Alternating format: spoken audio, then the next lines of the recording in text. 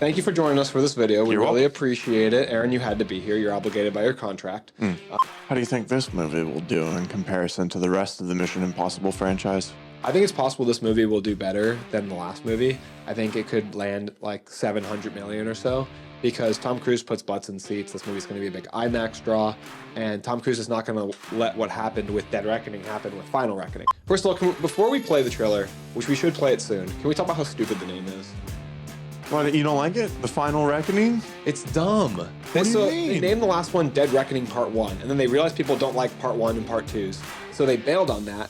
But they basically called it Part 2 by keeping almost the same name. You've got Dead Reckoning and then Final Reckoning. How is final after dead? Dead is final. Dead is the end.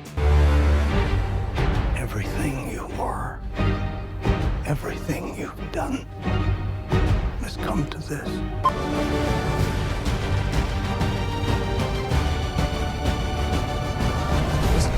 Welcome to Backseat Directing. Where we talk about movies, TV shows, comics, and more. We're your hosts, Andrew. and Aaron. We put out new episodes every Monday and Thursday. And on this episode, we're reacting to the Final Reckoning trailer for Mission Impossible. 3, 2, 1. Action!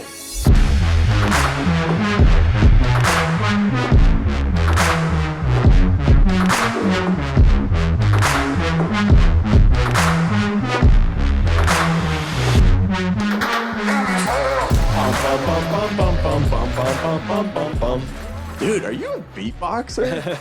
That was incredible. You were doing 2 beats at once. My best bomb timer I could do. 3, 2, 1. That was good. So I'm impressed. thank you for joining us for this video. We You're really welcome. appreciate it. Aaron, you had to be here. You're obligated by your contract.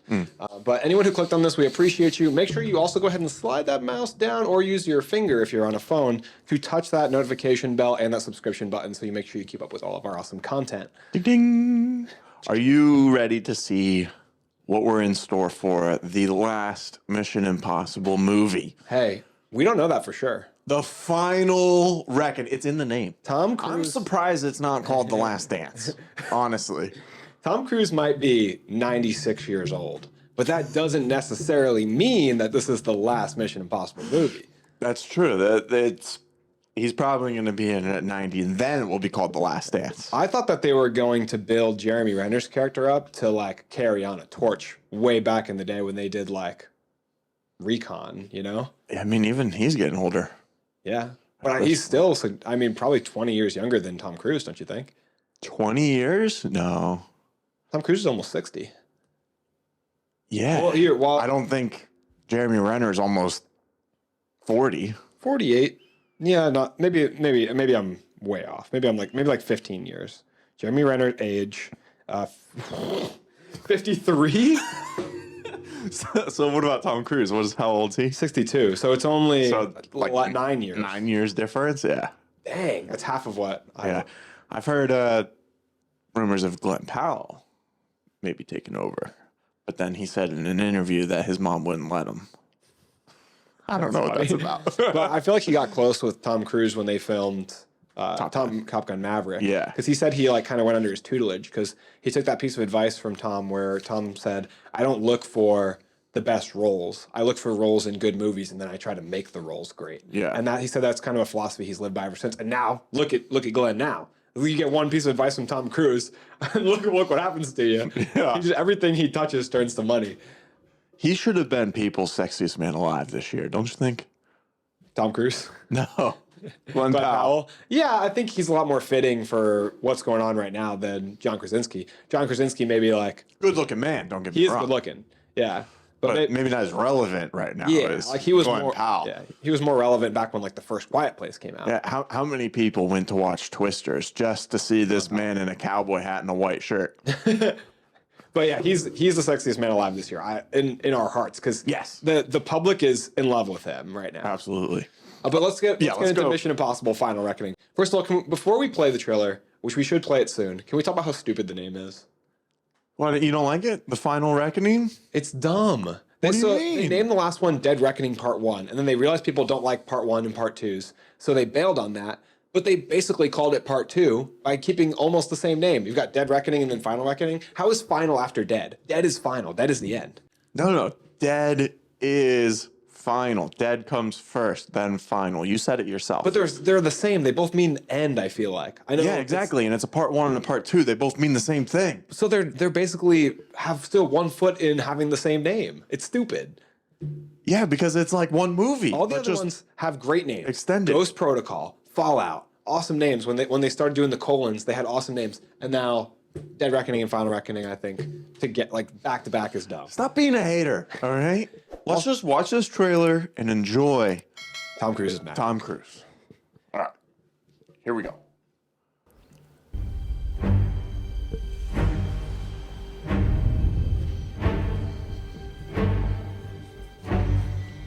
Our lives are not defined by any one action.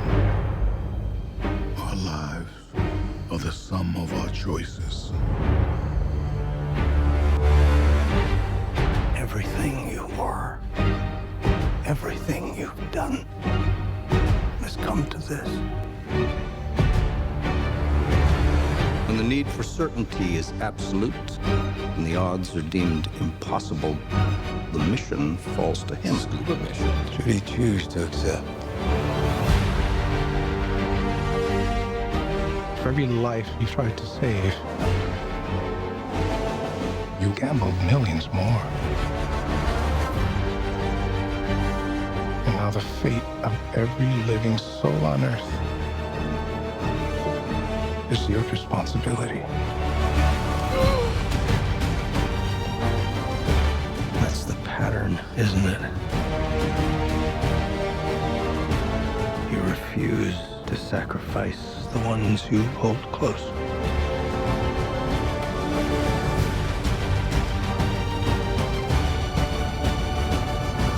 What's going on in that water scene? I don't know. All I can think about is someone needs to get this man like You've always been on the bike. right side, brother.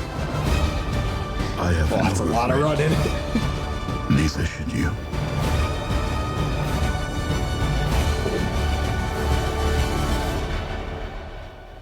I need you to trust me. One last time. I trust. Is Tom Cruise going to be fastened to a biplane in this movie? Whew. Are they practically going to be swinging him around the air in a biplane for the filming of this movie? Have they done that already? I don't know. That is insane. I know that they Do you think kind of they- did that already in, what was it, Recon? When he's hanging onto the side of the plane in the opening. Yeah. But like, with the plane flipping around and stuff like that is crazy. He's probably strapped in. No, I'm sure he's attached Yeah. to it, but that's insane nonetheless. Yeah. He could like get his body swung through the air like I think that? it's also insane just how much a 63-year-old is sprinting at top speed. faster than I could run as well. It's crazy. Like, Corey would be injured in 2 sprints. Do you know how many 63-year-olds have like knee and hip replacements? Almost all of them. This is an insane achievement. Yeah, it's crazy. Honestly, I can't remember what happened at the end of the first one.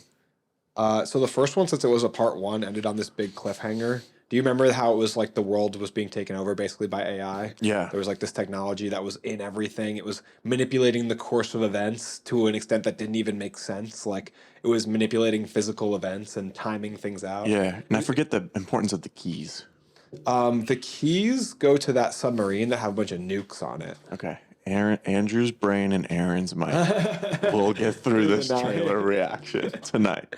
But yeah, the key has some significance to that submarine from the very opening of Dead Reckoning. Yeah. Which has like all the nukes on it, and the that like AI thing is trying to get control of all the nukes, and when it does, Makes it can like sense. take out humanity. Yeah. So it's Tom Cruise versus AI. What do you think the correlation between Tom Cruise's longer hair and the qualities of the Mission Impossible movies? All I know is that when he had longer hair in Ghost Protocol, he made the most banger movie of all time. But then he also had long hair in Mission Impossible 2, didn't he? Or was that 3? No, 2, he had long hair. 2? That's the rock climbing Yeah, one, right? and then he had short hair in 3, which was Yeah. a good one. And his hair is pretty short in Fallout, which is another one of the best Yeah, ones. and the first one, which obviously kicked everything off. So majority short hair. Majority short hair. This is like medium length hair. I mean, we had Dead Reckoning, which I think both of us were a little underwhelmed with Dead Reckoning, right? Yeah, absolutely. I think we also maybe hyped it up a little too much. You can't watch Fallout and then go right into Dead Reckoning because nothing is going to top. They did that Halo jump scene right into like 5 minutes later, the bathroom fight scene. What else do you have? And then that crazy, first of all, having Henry Cavill as a villain, beautiful. That mustache, dude, the bicep pump, and then the fight that they have at the end when Tom Cruise is literally piloting a helicopter through like the Alps in Europe.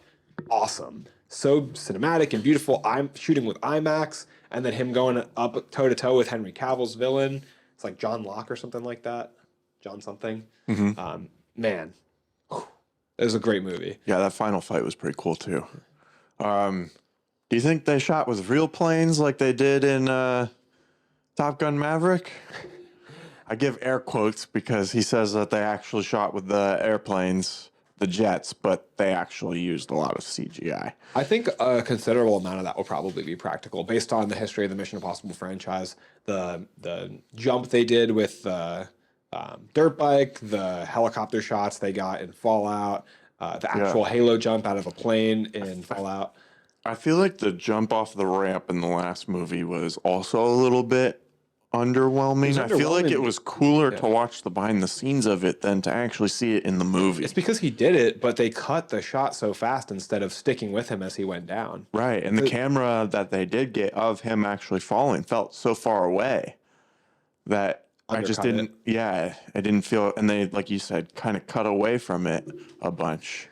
I think that I saw a documentary recently of like paragliding and hang gliding, and they got really cool shots of them. Are you watching a documentary about paragliding? Corey or somebody put it on Disney Plus, but they got really good shots of them moving through the air, and obviously those people are really doing it. And Tom Cruise is also really doing it. Yeah. So it's possible to film it and make it look good. Well, the guys in that web suit in Transformers 3 are flying through the building. That was real.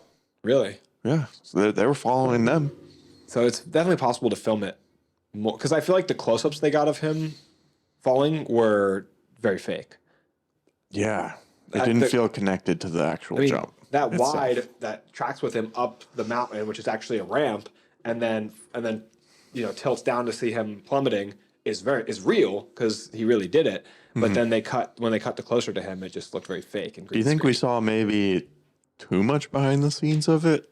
Maybe to where it took us out of it in the movie? And increased expectations. Because my mindset was, if they're showing us this, what else do they have in store that they're not showing us? And I feel like they showed us that was the biggest trick. The biggest stunt in the movie. There were still cool parts for sure. Like, you shouldn't show the Halo jump to someone who hasn't seen Fallout. You should watch it in the context of the movie, and you feel the anxiety. But the stunts are such a big draw to these movies, and you're doing these death-defying moves.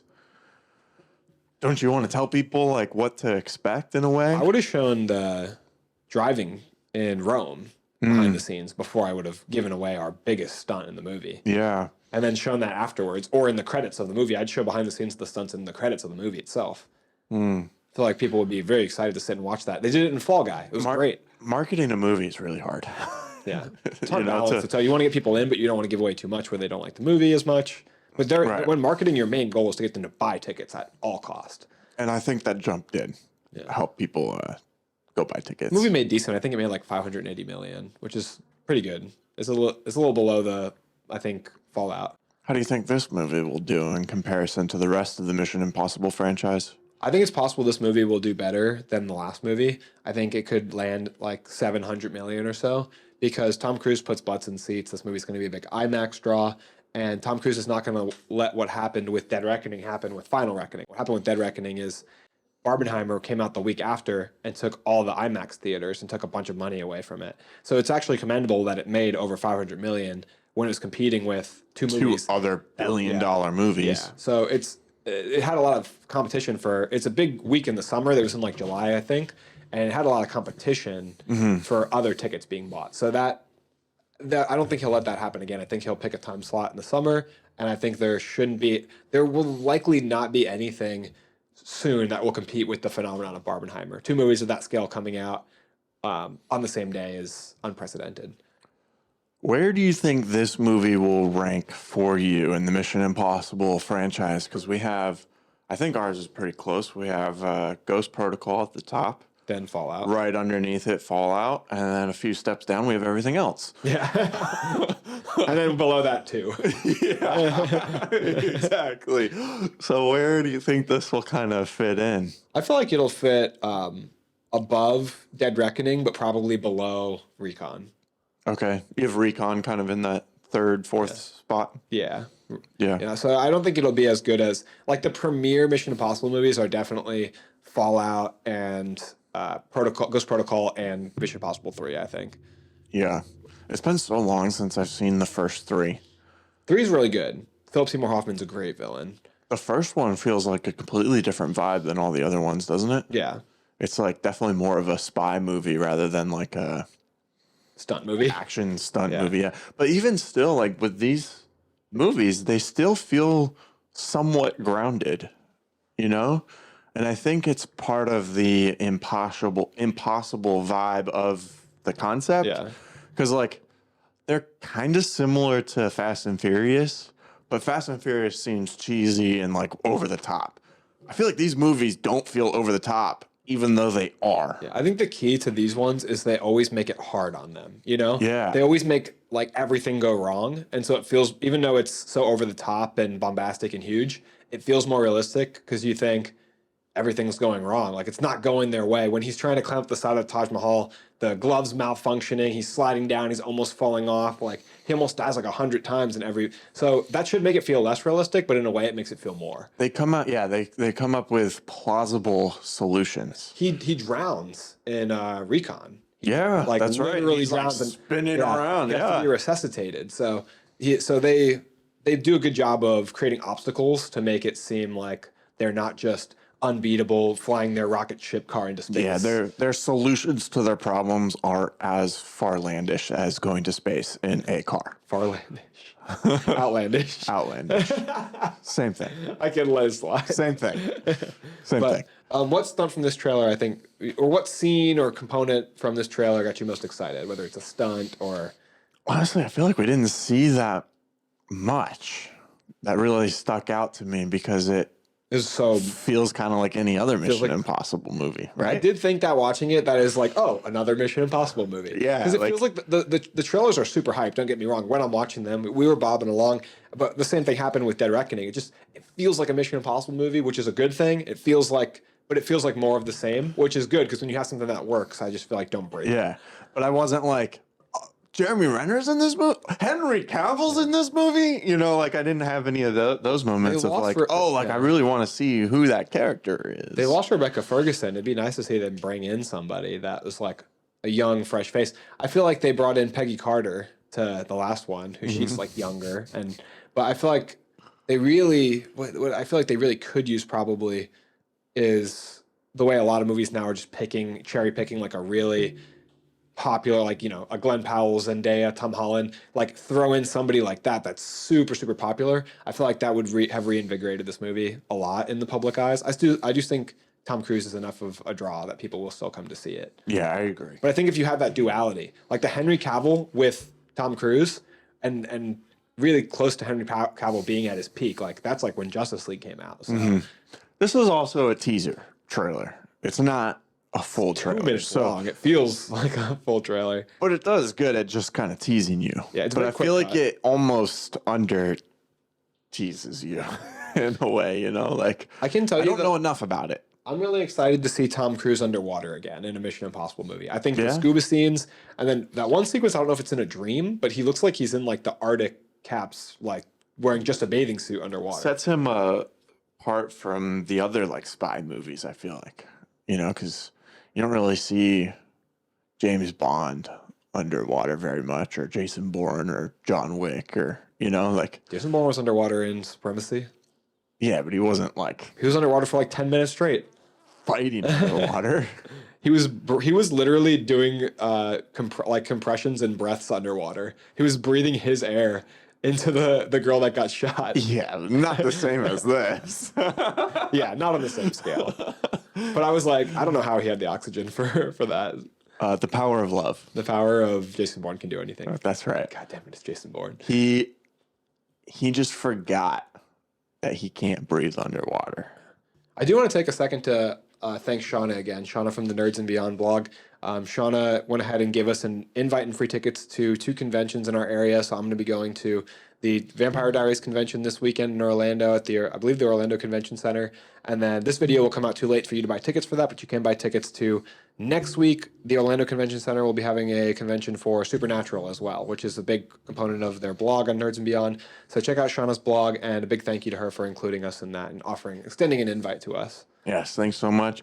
Also, we appreciate you watching. Make sure you hit that subscribe button and notification bell so you don't miss any of our future episodes. We post new full episodes every Monday and Thursday, so you don't want to miss out. Andrew, where else are we? We're on YouTube, TikTok, Instagram, Facebook, X. We're all over the place. Make sure to check us out wherever you listen to podcasts, which can be Google Podcasts, Apple Podcasts, or Spotify. You can go on Spotify and give the show a 5-star rating and review, which will help it grow and find new audience members. But the best thing you can do to help us find new audience members, it costs you nothing. You can share us with friends and family members and help the show grow, find new ears. If you want to connect with us outside of the comment section on a more personal level, we have our Discord available. The link is in the description of this video. In there, we talk about upcoming episodes. We take episode suggestions, and we typically get to them pretty quick. We do movie polls and rankings, and we talk about some of our favorite parts of movies, our least favorite parts of movies. There's a lot of discussion going on in the Discord. It's very active. You can hear our new song. Yeah, we have a new song as well. The new theme song. That'll also be posted to our YouTube as well. It's probably out by now-ish, so you can check that out. How much is the Discord, Andrew? Oh, man, the markets are Only for our fluctuating. loyal fans, Yeah, you know. you probably want to sign up now before the price goes up even further, because right now you can get it absolutely free. Yeah, it's totally free. You just got to click on that link, and then you can join in on the Discord. Again, it's a lot of fun. We talk about a lot of movies. If you don't want to, totally fine. Just leave a comment instead. Yeah, you don't have to sign up. We appreciate you just for watching to this point. We love you. Yes. Thanks so much for watching, and that's a wrap.